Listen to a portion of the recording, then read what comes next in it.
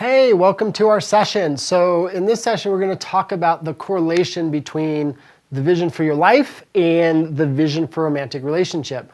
So many people that I've trained throughout the years, I see them, they try to create the vision for a romantic relationship before who they know they want to be for themselves and what they want to create for themselves. And inherently doesn't work, and it tends to fall apart because you can't live through somebody else and be happy and fulfilled. You can't live for somebody else and be happy, fulfilled. It just doesn't work because you're meant to live first for yourself and then be in partnership with other people.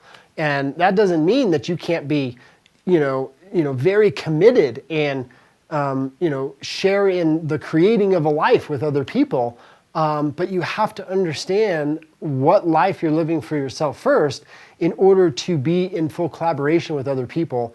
And they need to inherently be in alignment with the vision, full vision of the life they want for themselves first, and then in collaboration with you and making sure that all that aligns if we're really going to create a vibrant relationship and what's truly possible. And so give yourself permission and think about, ask yourself the question, what do I want in my life? Who do you want to become? And what do you want to be doing? And do your best to think out as far out as you can. What are the things you know you're going to want or that are most important to you to know or have, or who you want to become, say in 20 years, in 10 years? Because what I find is when I go, man, what's most important for me to know and have in 20 years? The first thing that occurs to me is my health and my vitality. And then the second thing that occurs to me is the freedom to do that which I choose with my time, right?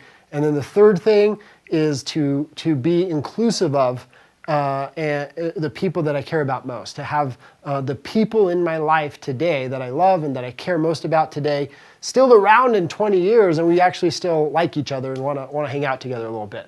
When I think about what are the most important things in 20 years to know and have, certain things occur to me and other things don't seem as important and relative. But then when I look at what's most important for next year, it's very different. Some of those are consistent, like health and vibrancy, the people in my life, etc. But then it's I'd like to achieve this outcome, or I'd like to make a little more money, or man, I'd love to take this trip, or I'd like to go to a different country, or different things occur. And so, go out 10, 20 years and go, man, what's most important that I know and have in my life? And give yourself permission to just think about that in a really authentic and sincere and practical way.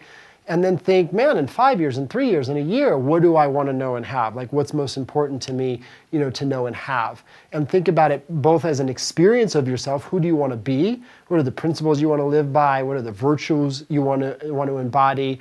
What are the values you want to hold? What are the emotions that you want to feel day in and day out? What's the expression that you want to have access to as yourself, as who you want to be and who you want to become? And then what are the things you want to do? What activities do you want to be up to? How do you want to be spending your time? What do you want to do in terms of contribution and career? What's important to you in the next, say, 3 years as it pertains to family? Do you want to have children? Do you not want to have children? Do you see your phase of life looking different as your kids are moving out of the house maybe, or moving into their teenage years from their adolescent years? Life is going to look different in these different stages, and who you're going to want to be and how you're going to collaborate and create with the other person in your life is going to look a little bit different depending on the vision you have for your life, right? Maybe you're really driven inside career and you're a high performer, you want to go take over the world and build businesses. That's going to inform the type of person you're going to be with. Maybe that sounds like terrible to you, and you want to be more of an experiential individual, right? And the things you prioritize more is you want to make enough money to be comfortable, but you really value your freedom, more than contribution and impact and career and building a business and things like that in that way. And so you want to make sure you're spending a lot more time traveling or in nature, or spending a lot more time hands-on with the family and, going to all the ball games with the kids and that kind of thing in the evenings and the weekends.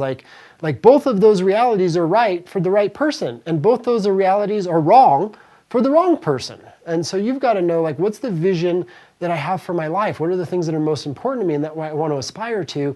And get clear on that for yourself, right? Who do you want to become, and what it is you want to do? What do you aspire to in your life?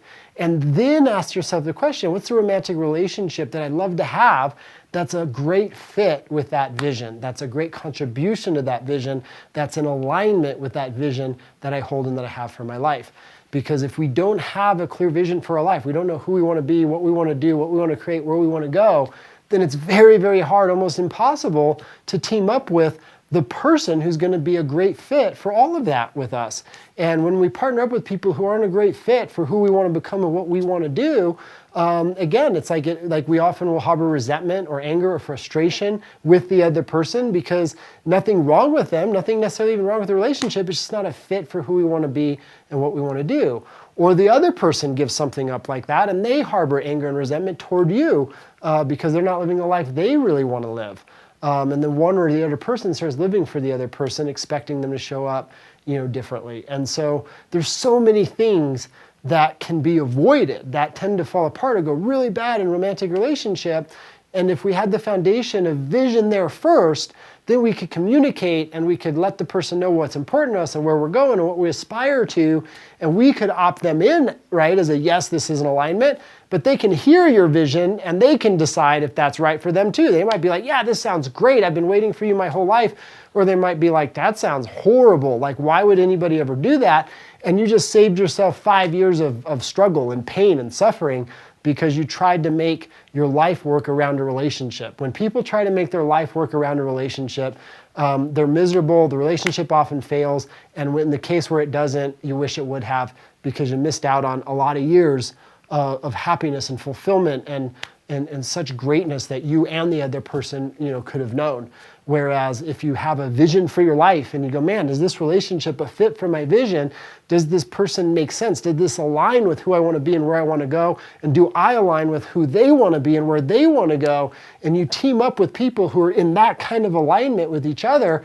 Now, like the clouds part and everything is possible in a romantic relationship becomes available to you. And not only that, you accelerate your ability to create the life in which you aspire to, because when you have one person coming together with another person and you combine your efforts toward creating an outcome that you both are striving for, it's not like 1 and 1 is 2. It's like both people come together with an intention and a focus, and inside that one mind, that one intention and alignment with each other, 1 and 1 is like a compounding effect. It's like 100 people moving toward an outcome in which they want to achieve, not just 2. And so much becomes possible when we know the vision for our life first and then engage in relationship, as opposed to trying to make the vision of our life around relationship. And so think about that a little bit. And if you're already in a relationship, same framework. What do I want from my life? What's most important to me? Hey, what do I want in a relationship that's a fit for that?